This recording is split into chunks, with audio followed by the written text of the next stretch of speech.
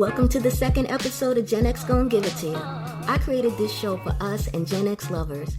We're going to have a good old time reminiscing about life growing up during our era, the music, the movies, TV show, fads, a bunch of other stuff. Last week I talked about the Jackson 5 having me bopping in my mother's belly. It wouldn't make sense to tell you who I've become without telling you how I got here. I'm a believer of mind, body, and spirit. The Jackson 5 had my body, and I blame it on the boogie. This week, I'm going to introduce you to the man who keeps my mind engaged to this day. That would be the one and only Rod Serling, who is the creator of Twilight Zone. I've always been a think-outside-the-box type of person. Twilight Zone gets a lot of credit for that. And not just me, it opened the psyche and imagination to a legion of fans. Thought-provoking, innovative, surreal, sometimes ironic, I couldn't get enough. I would usually catch it late at night. A station would air 1 or 2 episodes, and as Smokey from Friday would say, that ain't enough. Anyway, let's get into episode 2, because this Gen X gon' give it to you. Rodman Edward Serling was born December 25th, 1924, in Syracuse, New York. His mother Esther was a homemaker and his father Sam a grocer. He also has an older brother Robert. When Rod was 2, the family moved to Binghamton, New York. Serling was fascinated with radio and writing since a very young age. So much so that his father built a stage in the basement for Rod to perform plays, sometimes with kids in the neighborhood, sometimes alone. He would spend hours acting out dialogue for magazines or movies he'd watch. In grade school, Rod was seen as the class clown and never taken seriously as a student until in 7th grade, his English teacher, Helen Foley, encouraged him to take extracurricular activities. He soon joined the debate team. In his free time, he became a big fan of reading thrillers, fantasy, and horror. He credits Arch Oboler and Norman Corwin being his influences. Becoming editor of high school newspaper, he encouraged students to support the war effort. Being Jewish, Rod was eager to join the war effort to fight Hitler. He almost quit school, but his civics teacher talked him into waiting until after graduation. Rod enlisted in the Army the day after graduation, following his brother Robert. Serling's military career began in 1943. Over the next year, he trained as a paratrooper. To vent built-up aggression, he and other soldiers took up boxing. He competed as a flyweight fighter, weighing between 108 and 112 pounds. He made it to the second round of the division finals before eventually being knocked out. His boxing career ended after trying out Golden Gloves with no success. During his time in the military, Rod's division saw their first combat in the Philippines. It's been said that Rod must have pissed off someone along the way because he was transferred to the demolition squad, nicknamed the Death Squad, for its high fatality rate. One of his sergeants, Frank Lewis, stated he didn't have the wit or the aggressiveness required for combat. The sergeant mentioned a time when they were in a firefight and realized Rod didn't load his weapon. Rod was also known to go off and explore, sometimes getting lost. Many of his surreal experiences while in the military shaped his story ideas as well as social and political views. Though he'd seen death every day, nothing could prepare him for the day he and fellow soldiers were watching Private Melvin Levy deliver a comedic monologue for the platoon as they rested under a palm tree when a food crate was dropped from a plane above, decapitating Levy. Serling returned home from that mission wounded, one injury being in the kneecap. His short story, First Squad, First Platoon, is a homage to Private Levy. The following year, on February 3rd, 1945, his platoon went back into combat, marching into Manila. Rod's unit battled block for control. When sections were taken from the Japanese, the locals would sometimes host parties as appreciation. It was at one of these parties that they were attacked. During the chaos, Rod ran into the line of fire to save a performer who had been on stage when the gunfire began. Sergeant Lewis would take notice and later would recommend him for the Bronze Star for his bravery. Private Serling would also be awarded the Purple Heart and the Philippine Liberation Medal. Rod Serling was discharged from the Army in 1946 with physical, emotional, and psychological wounds. His knee would bother him for the rest of his life. His wife, Carol, would later say she would hear him trip up the stairs. When he was healthy enough, he used his GI and disability benefits to enroll at Antioch College. Though he enrolled in physical education, his interest led him to the theater department, as well as the broadcasting department. He changed his major to literature. Then he immersed himself in the radio station where he wrote, acted, and directed in many of the productions on campus and throughout the state. This is how he met his future wife, Carol. They would later have 2 daughters, Jody and Ann. When asked, Jody remembers him screaming from terror in the middle of the night. And when she asked her father about it, he would say that he dreamed the Japanese were coming. While still in college, Rod would work part-time testing parachutes for the Air Force. He would be paid as little as $50 and as much as $500 for each successful jump. Rod was a true hustler. He never stopped working, taking odd jobs at radio stations in New York and Ohio. He got his break when he won a trip to New York City and $500 for his radio script To Live a Dream, submitted to the radio show Dr. Christian. After, he would attempt to earn a living by selling freelance scripts of radio shows. It wasn't a good time, unfortunately. The industry was going through a lot of lawsuits, and no one wanted to take chances on new talent. People were suing for stolen work left and right. He continued to submit scripts, often being rejected. Rod would go on to say that he received 40 rejections.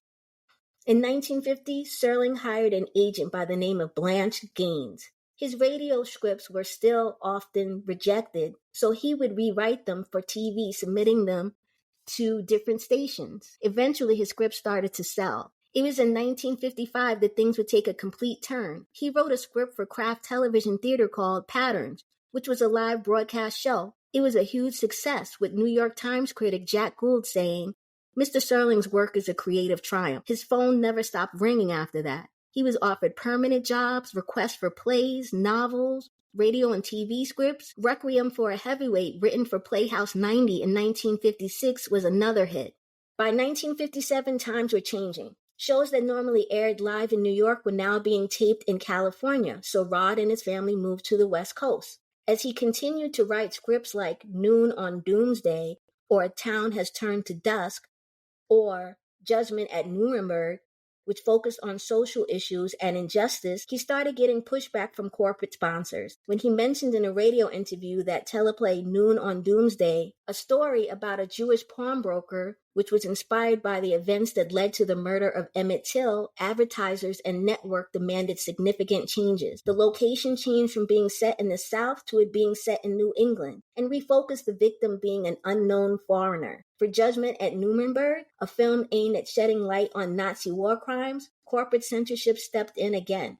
Because the film details the atrocities inflicted on Jewish people who were put in gas chambers, the company feared viewers would leave with a negative depiction of use of natural gas in homes. For A Town Turned to Dusk, which was also about Emmett Till's murder, Serling had to switch the time frame from present day to late 19th century. Originally set in the Southeast, was switched to the Southwest.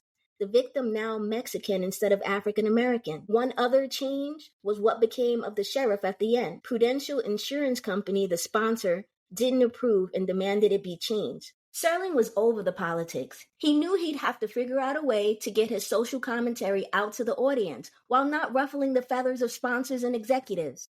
That's when he came up with the idea to mask his intent in the form of monsters and aliens and stuff not plausible, while instilling a moral compass. 1958, he wrote a teleplay called The Time Element. He'd hoped it would become a pilot for a weekly anthology series. It would become known as Serling's first venture in sci-fi realm, but not the last.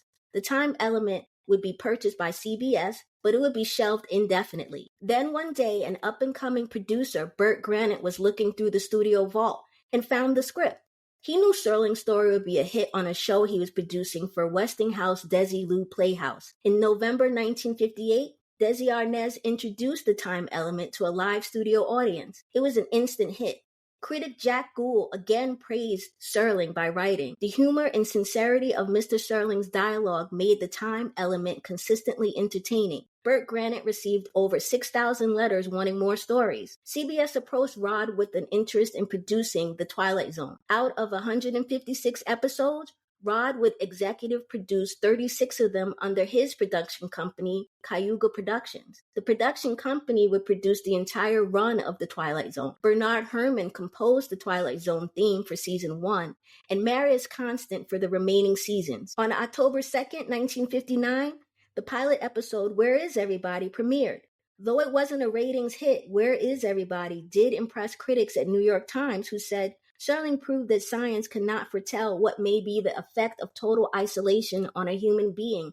Though the episode's resolution seemed trite and anticlimactic, in the desultory field of filmed half-hour drama, however, Mr. Serling should not have much trouble making his mark. At least his series promises to be different. TV Guide wrote, "It is a pleasure to report that The Twilight Zone, a Rod Serling enterprise filmed in Hollywood and broadcast Friday nights by CBS, is the most refreshing new anthology series in some time. It has imagination, highly competent production, and excellent acting. There isn't much meat in it, but for a mulligan stew, it is a tasty dish indeed. Writer Charles Beaumont, who would later go on to write 22 Twilight Zone episodes, said in the magazine of fantasy and science fiction, "Old stuff? Of course. I thought so at the time, but there is one element in the story which kept me from customary bitterness.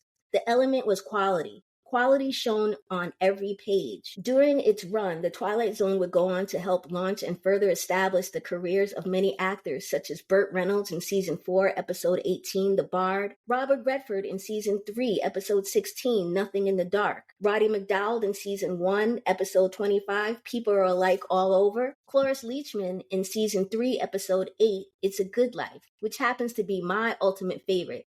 And let me be clear, I have a bunch of favorites and always hesitate when people ask, what is your favorite this or that? But this particular time, I can wholeheartedly say that It's a Good Life is my favorite. Ron Howard in Season 1, Episode 5, Walking Distance. This was even before the Andy Griffith Show. This one blew my mind because I ain't know. Ann Jillian in Season 4, Episode 5, Mute. I wonder how she's doing. I'm gonna have to do an episode on her. Carol Burnett, before she became one of my favorite queens of comedy. Carol Burnett appeared in Season 3, Episode 36. Cavender is Coming. Burgess Meredith, my man, starred in 4 Twilight Zone episodes. In Season 1, Episode 8, with the fan favorite Time Enough at Last. Mr. Dingle, the Strong, Season 2, Episode 19. The Obsolete Man, Season 2, Episode 29. And Printer's Devil, Season 4, Episode 9. George Takei in Season 5, Episode The Encounter. Dean Stockwell appeared in Season 3, Episode 15, Quality of Mercy. Jack Klugman starred in 4 episodes. In Season 1, Episode 32, Passage for Trumpet. Season 3, Episode 5, A Game of Pool. Season 4, Episode 6, Death Ship. And Season 5, Episode 1, In Praise of Pip. Peter Falk, who by the way played my favorite detective, Lieutenant Columbo on TV, appeared in Season 3, Episode 6, The Mirror. Martin Landau in Season 1, Episode 3, Mr. Denton on Doomsday, and Season 5, Episode 29, The Jeopardy Room. Julie Newmar in Season 4, Episode 14. Of late, I think of Cliffordville. Our favorite vigilante, Charles Bronson, in Season 3, Episode 1, called 2. Elizabeth Montgomery in Season 3 also starred in Episode 1, called 2. For the intro to The Twilight Zone, Rod would narrate over the musical opening. It would be the Season 2 intro that we all recognized and grew to love. Throughout the seasons, there have been slight variations to Rod's intro. For Season 1, there is a 5th dimension beyond that which is known to man. It is a dimension as vast as space and as timeless as infinity. It is the middle ground between light and shadow, between science and superstition, and it lies between the pit of man's fears and the summit of knowledge. This is the imagination. It is an area which we call the Twilight Zone. Season 1 also had an alternate version. You're about to enter another dimension, not only of sight and sound, but of mind. A journey into a wondrous land of imagination. Next stop, the Twilight Zone. For Season 2, you're traveling through another dimension. A dimension not only of sight and sound, but of mind. A journey into a wondrous land whose boundaries are that of the imagination. That's the signpost ahead. Your next stop, the Twilight Zone. For Season 3, you're traveling through another dimension. A dimension not only of sight and sound, but of mind.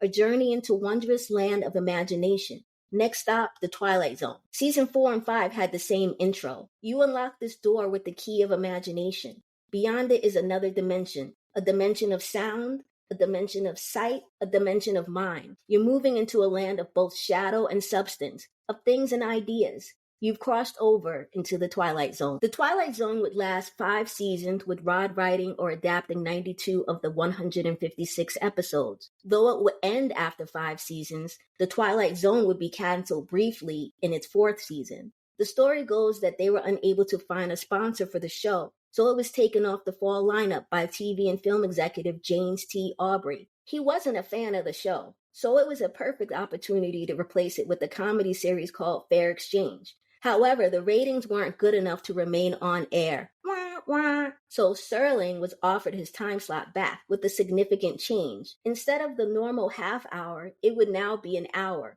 which is sus to me. Was someone behind the scenes working to sabotage the show?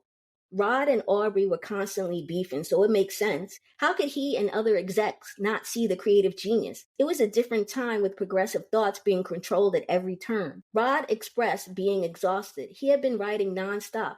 He went on to say he'd been writing so much he felt he had begun to lose perspective on what was good and what was bad. For the final season, the Twilight Zone did go back to the half-hour segments. Because of huge budget cuts, declining ratings, and haterade, the Twilight Zone was canceled, airing the last episode, Bewitching Pool, on June 19, 1964.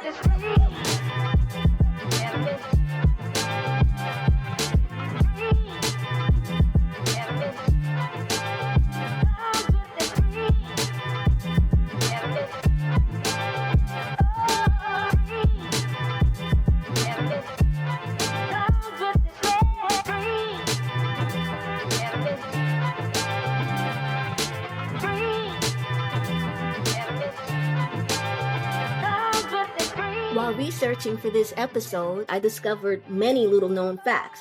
1. Writer Richard Matheson wrote 16 of the Twilight Zone episodes, including the very popular Nightmare at 20,000 Feet starring William Shatner. He would later admit he wasn't a fan of the monster on the wing. He said it looked like a panda bear. His name may sound familiar. He's also written Stir of Echoes, What Dreams May Come, I Am Legend, and Big Time Return, which was made into a 1980 film, Somewhere in Time, starring Christopher Reeve and Jane Seymour. 2. Season 1, Episode 27, The Big Tall Wish, was the first TV episode to feature a predominantly black cast. 3.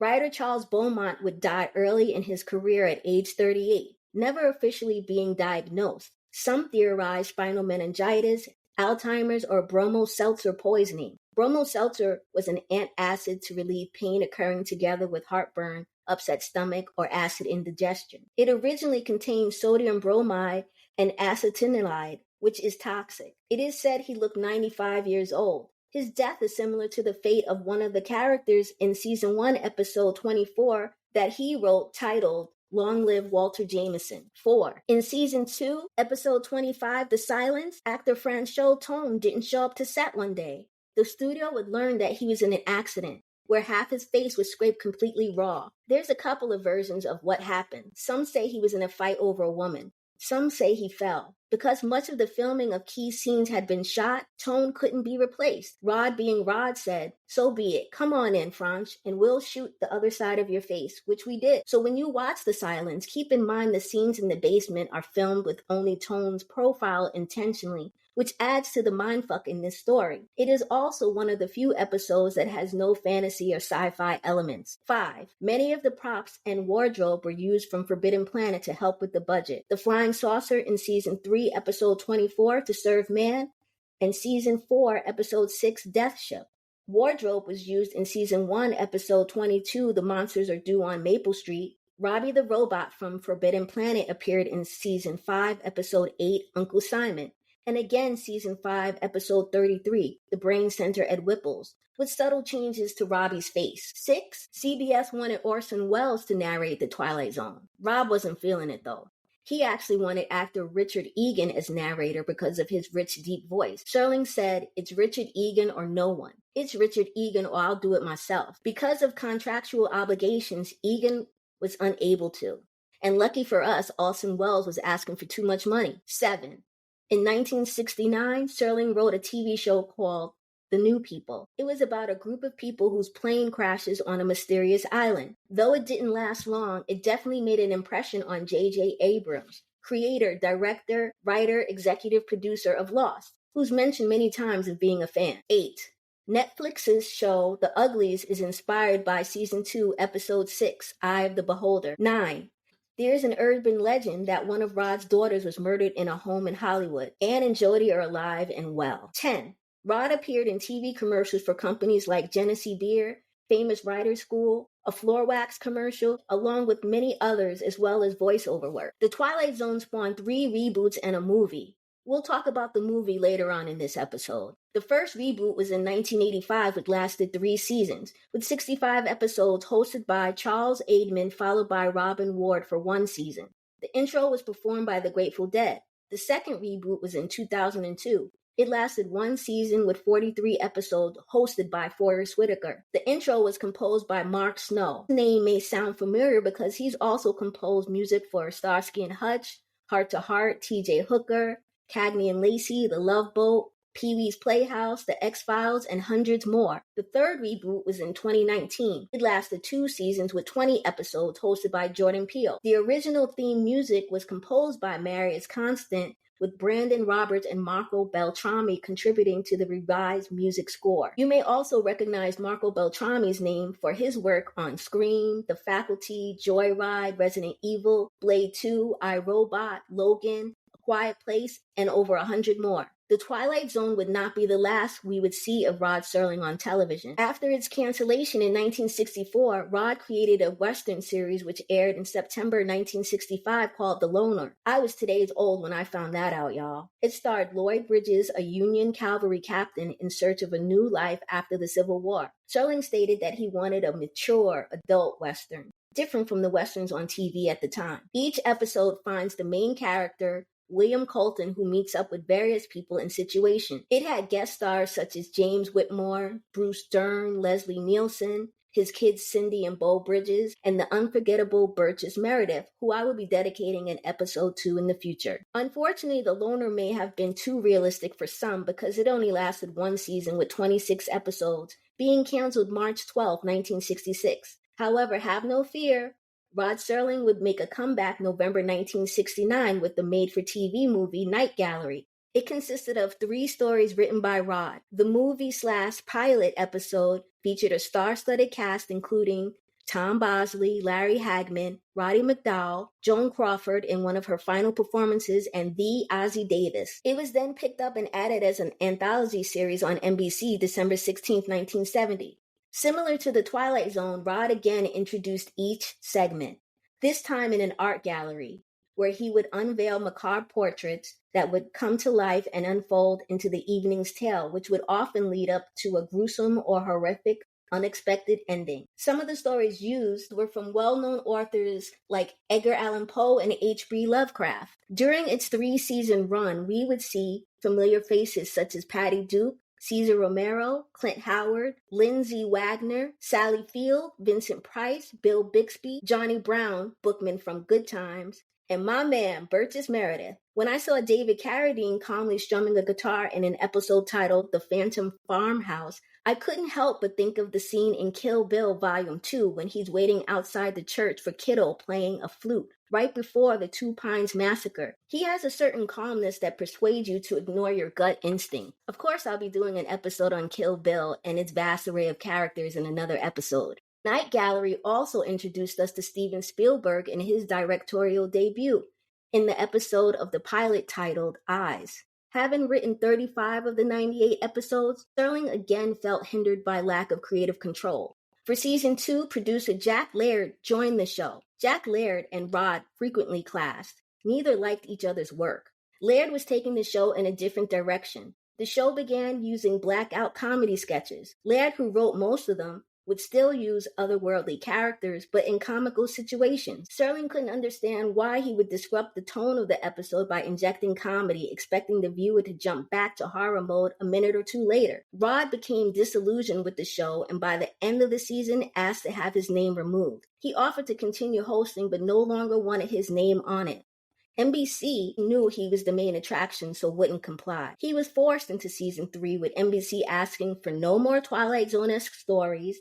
They also demanded less European adaptations and more Americanized stories. Serling is quoted as saying, "I'm fucking furious. These people are taking what could have been a good series and they're commercializing it. They want considerable action as opposed to anything insightful, cerebral, or sensitive." NBC then moved the show from Wednesday to Sunday, as well as cutting it from an hour to half an hour. To add further insult, extraneous footage was added to the shorter segments, which made no sense. On top of that, Rod was bound by contract to do the introduction to a TV show called The Sixth Sense, as part of a joint syndication deal with Night Gallery. Executives wanted it to seem it was part of Night Gallery. That's some nasty work right there. Ultimately, Night Gallery would be canceled after its 3rd season. I enjoyed many of the episodes. Just when you thought you had the story figured out, Night Gallery would step it up 2 notches. Some episodes left me shaking my head while saying, damn, that was savage. If you haven't already, go check out Night Gallery. Keep in mind that many of the episodes were from new writers fresh on the scene trying to make their mark in the industry. Here are some facts about Night Gallery I'd like to share. The original pilot theme and background music was composed by Billy Goldenberg. The theme for the first 2 seasons was composed by Gil Millet and is recognized for being one of the first TV openings to use electronic instruments. Season 3 theme was orchestrated by Eddie Sauter. Perhaps not as impactful as The Twilight Zone,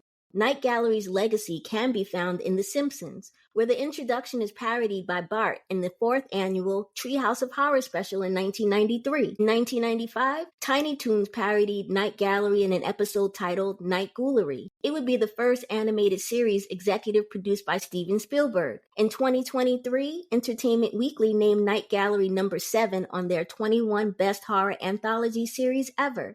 Twilight Zone is number 4. Now let's get to Twilight Zone the movie, which was released June 24th, 1983. It was produced by Steven Spielberg and John Landis. Joe Dante, Joe Miller, Spielberg, and Landis would each direct a segment. Of the 4 episodes, episode 1 is a mashup of 2 of the originals titled Back There and A Quality of Mercy. The remaining 3 are remakes of the originals, Kick the Can, It's a Good Life, and Nightmare at 20,000 Feet. It would be narrated by my man, Burgess Meredith, and had a star roster including John Lithgow, Scatman Crothers, Dan Aykroyd, Albert Brooks, Kathleen Quinlan, and Vic Morrow, who was killed along with 2 child actors, 7-year-old Micah and 6-year-old Renee, while filming a helicopter scene. The movie would also reunite original series cast members Patricia Barry from Season 1, Episode 31, The Chaser, Peter Bracco from Season 1, Episode 13, The Four of Us Are Dying, Mary Matheson from Season 3, Episode 14, 5 Characters in Search of an Exit,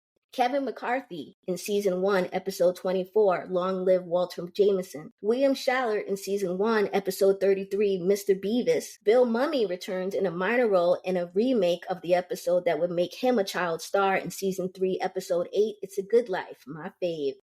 He also stars in Season 5, Episode 1, In Praise of Pip, and Season 2, Episode 22, Long Distance Call. That's a good one too. And here's a little FYI. Rod Serling's wife, Carol, has a cameo in Nightmare at 20,000 Feet. She's the one that asked the flight attendant, is there something wrong? She's also holding a Twilight Zone magazine. Twilight Zone the movie was made on a $10 million budget, which is over $32 million today.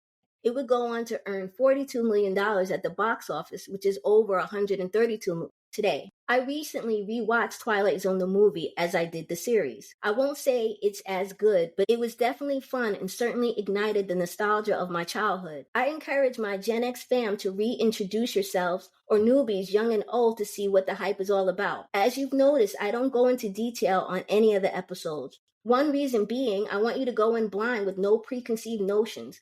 Most importantly, I hate spoilers, and I refuse to be one of those people. I feel like many of the episode titles do well at sparking your curiosity. Give it a go and let me know what you think. And if there's a show you'd like me to discuss from your childhood, hit me up on Facebook or Instagram. Gen X gonna give it to you.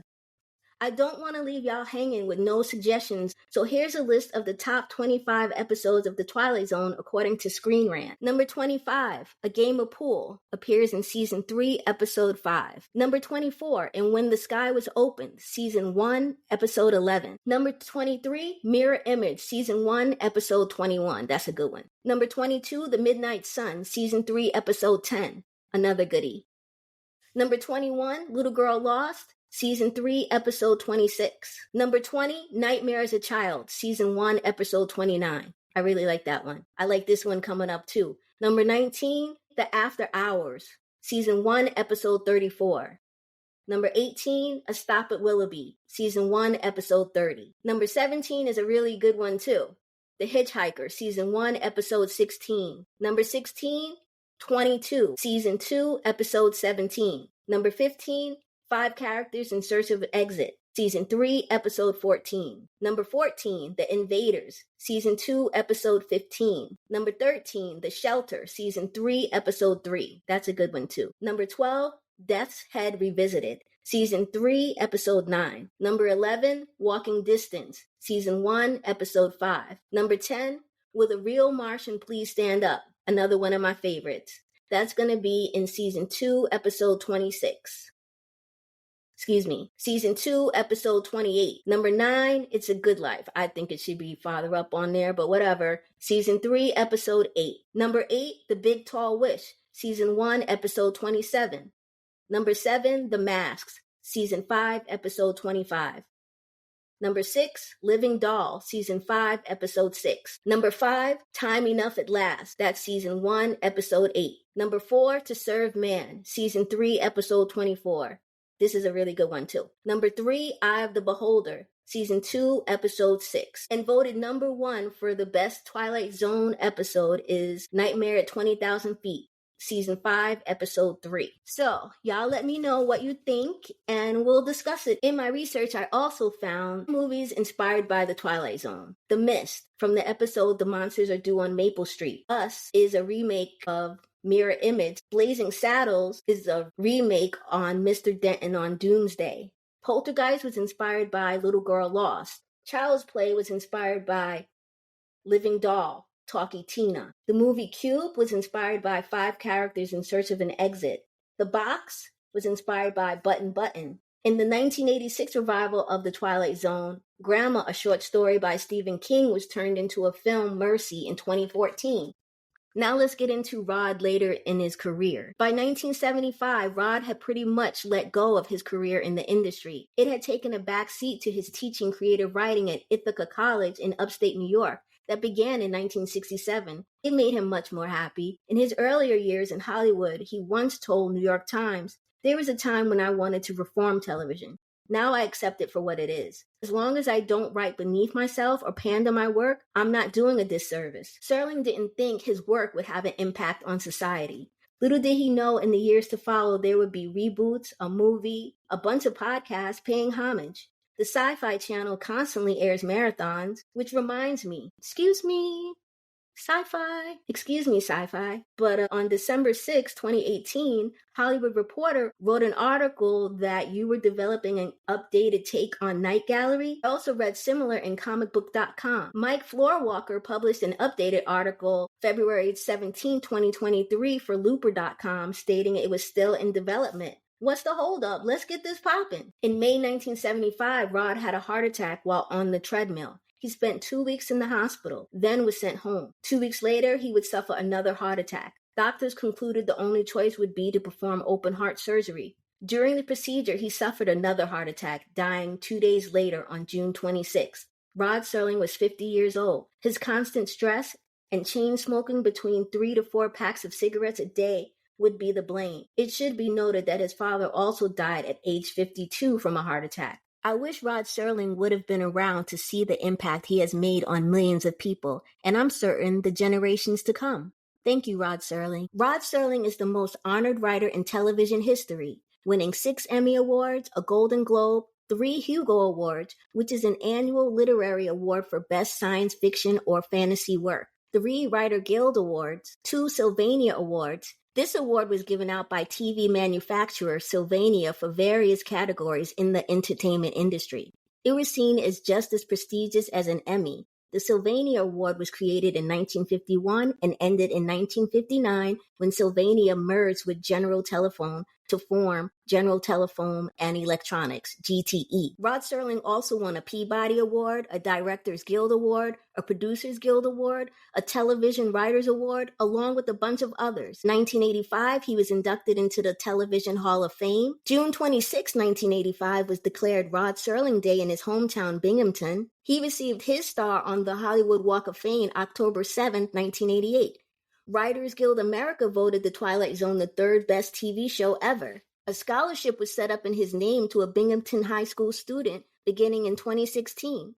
The Bundy Museum, located in Binghamton, New York, has a Rod Serling archive, which includes Rod Serling exhibits where you can view rare and one-of-a-kind pieces, images, props, personal items, and memorabilia. So when I say Rod Serling is one of the dopest to grace our TV and movie screens, I mean that shit. Did y'all know he wrote the screenplay for the Planet of the Apes? He probably wore being labeled angry young man of Hollywood with honor. Anyone with emotional intelligence and critical thinking skills would be angry too. He didn't like the reflection of the world he was seeing. Coming up on the next episode of Gen X Gonna Give It To You in 2 weeks, which I'm so hype about, we reunite with someone that I've known since the 3rd grade. A name that spans far and wide across social media, the one that you can be sure to bust out pictures from back in the day that you long forgotten but no doubt makes you smile. She randomly posts original copies of class ceremonies and memorabilia. The woman who organized our class reunion, which I regrettably missed. Yes, the Cynthia Fuentes joins us as my first guest. I'm so happy and proud of what she's become.